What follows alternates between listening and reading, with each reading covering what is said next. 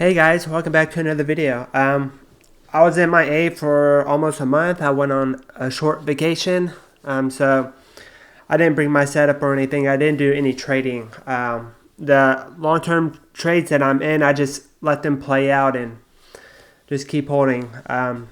So today's video, we're gonna do how I scan for stocks. This is on Thinkorswim by TD Ameritrade. It will soon be owned by Charles Schwab because they bought them out. So I'm not too sure what the changes are going to be on this platform, but I think it's going to be the end of May is when they officially take over. I'm going to show how I find stocks. If we go to charts, and then you come over here to scan on these pretty small tabs. This is what it looks like default, and I have some custom ones already made. So under the X, there's the wheel, and then the on demand, and the first three lines is going to be this middle one, and you go to load scan query, and I just call it a personal. And the scan where you see the up and down arrows that shows a reversal, I just called it the reversal scan. And then your custom scan will show up right here. So it's under study, and then it's a custom one that I created. And it's looking for the up or down arrows within the last three candlesticks. This one, I have it for the up arrow, which is, let's just go to the SPY real quick,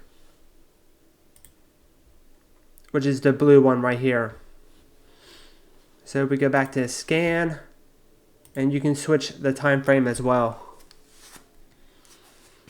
So since I'm a swing trader, I will do the monthly or the weekly. If I want to do short-term swings, I'll probably do the day or the 4-hour chart. So we can go to the month. If you press all stocks, it usually takes longer to load. So a lot of times you can do it by industry, or these are the custom ones that TD Ameritrade give you. So let's take a look. I know there's an S&P. Okay, yeah, so you can do the Russell 1000, S&P 100, 400, 500, 600. So if we just do this 600 and you press scan, and these are all the stocks that have an up arrow within the last three candlesticks. That never make a trade based off of one indicator. So just because there's a up arrow for these stocks, it doesn't mean it's a buy.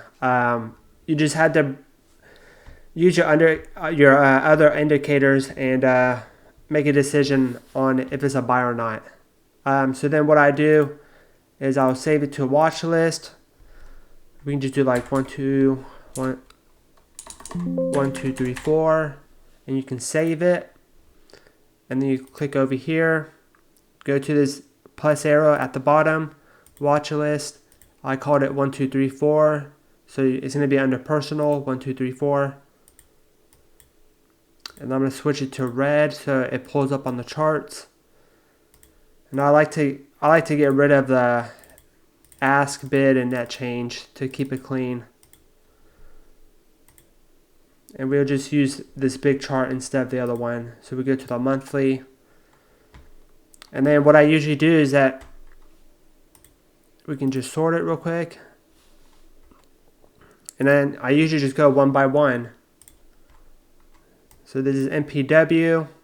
There's a blue arrow for last month. FF, as you can tell. VNDA, whatever this stock is. A reversal. AXL. BGC.